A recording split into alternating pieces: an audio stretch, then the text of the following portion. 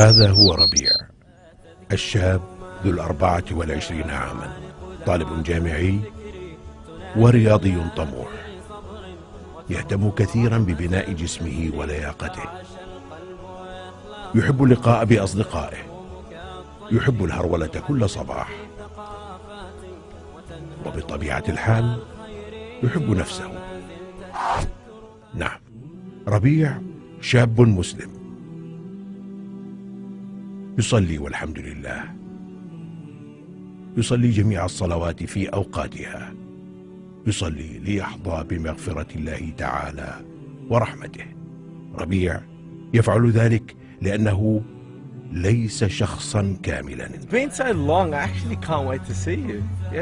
مثل الكثير من المسلمين، ربيع لديه أخطاء. ربيع يقول ويفعل أشياء يجب ألا يفعلها.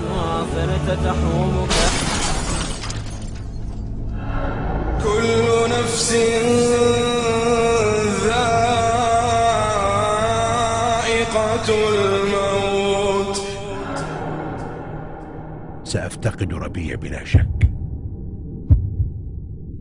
لقد ذهب قبل قليل، لم يكن هذا متوقعا.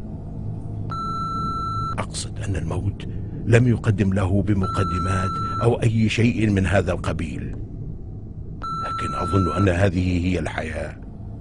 هي هكذا دائما تأتي ثم تنتهي بسرعة. هل كل شيء سينتهي تماما حين يموت الإنسان؟ اليوم سنذهب برحلة إلى الدار الآخرة. يقال أنت تعيش حياة واحدة، وفي الحقيقة ليست هذه هي قضيتنا. كل شيء كنا نظنه انتهى لم ينتهي بعد. كل شيء فعله ربيع سيحدد مصيره في الآخرة.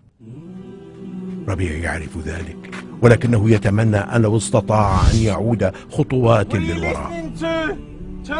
ربيع يريد أن يغير بعض الأشياء.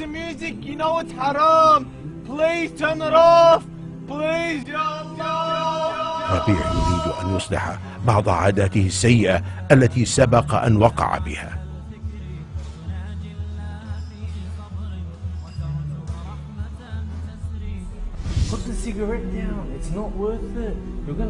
ربيع يعلم أنه سيحاسب حول ما فعل ببدنه.